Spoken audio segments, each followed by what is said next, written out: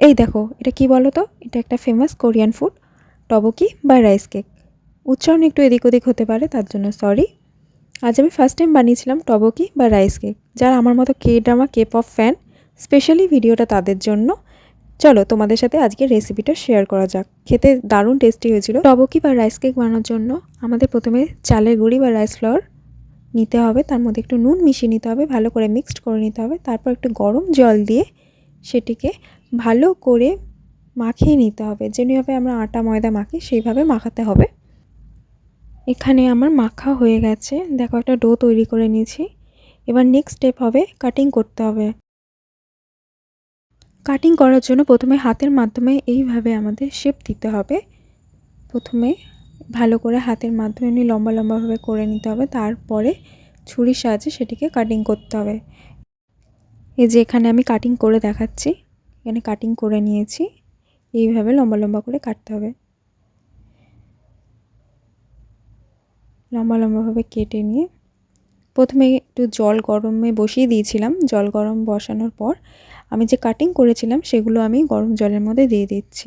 8-10 minute এটাকে আমাদের গরম জলে সেদ্ধ করতে হবে। আমি বসিয়ে দিচ্ছি সেদ্ধ করতে একে একে করে। 10 মিনিটের জন্য রাইস কেকগুলো সেদ্ধ বসিয়ে দিলাম। 10 মিনিট পর এখানে আমি একটা বোলের মধ্যে ঠান্ডা জল নিয়েছিলাম, তার মধ্যে একটা একটা করে তুলে নিচ্ছি। ঠান্ডা জল ইউজ করতে হবে, তার জন্য ঠান্ডা জলের মধ্যে একে একে করে তুলে নিচ্ছি। তারপর কড়ার মধ্যে একটু রিফাইন তেল দিয়ে গরম করে নিয়ে একটু আদা কুচি দিয়ে দিলাম। আদা কুচিগুলো একটু ভাজা ভাজা হয়ে এলে তারপর আমি সেখানে ক্যাপসিকাম কুচি দিয়ে দেবো। ক্যাপসিকামগুলো আমি কেটে রেখেছিলাম, সেগুলো একে একে দিয়ে দেবো।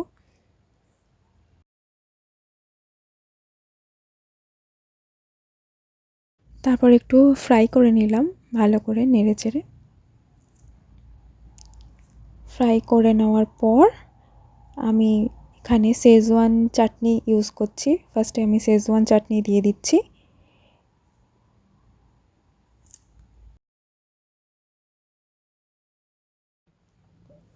তারপর নেক্সট টমেটো কেচাপ দিয়ে দিলাম। তারপর সয়া সস দিয়েছিলাম। তারপর স্বাদ অনুসারে একটু লবণ দিয়ে দিলাম। লবণ দেওয়ার পর একটু ভিনিগার দিয়ে দিয়েছিলাম। ভিনিগার দেওয়ার পর ভালো করে এটা ঘেঁটে নিয়েছিলাম। আর একটা জিনিস ভুলে গেছি এখানে দেখাতে, আমি জল দিয়েছিলাম অল্প। জল দিয়ে কিছুক্ষণ রেখেছিলাম। তারপরে আমি রাইস কেকগুলো দিয়ে দিচ্ছিলাম এর মধ্যে। একে একে করে রাইস কেকগুলো দিয়ে দিয়েছিলাম।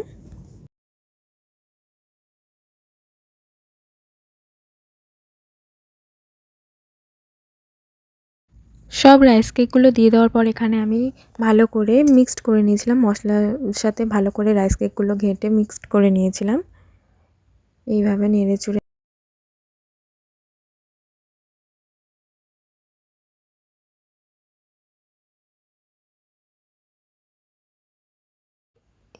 রেসিপিটা আমি ফার্স্ট টাইম বানাচ্ছি, আর ফার্স্ট টাইমই আমি ভিডিওটা শেয়ার করছি। তো এখানে আমি আরও একটা ভুল করে ফেলেছিলাম। প্রথমে যখন সসগুলো দিয়েছিলাম চিনি দেওয়া দরকার ছিল, তো আমি ভুলে গেছিলাম, পরে দিয়ে দিলাম। তারপর ভালো করে একটু আবার নেড়ে চেড়ে নিলাম। তারপর একটু সাদা তিল দিয়ে দিচ্ছি। এখানে আমার রেডি হয়ে গেছে। ভীষণ টেস্টি হয়েছিল, তোমরা অবশ্যই ট্রাই করো। ভিডিওটা ভালো লাগলে লাইক কমেন্ট শেয়ার করো আর সাবস্ক্রাইব করতে ভুলো না। টাটা।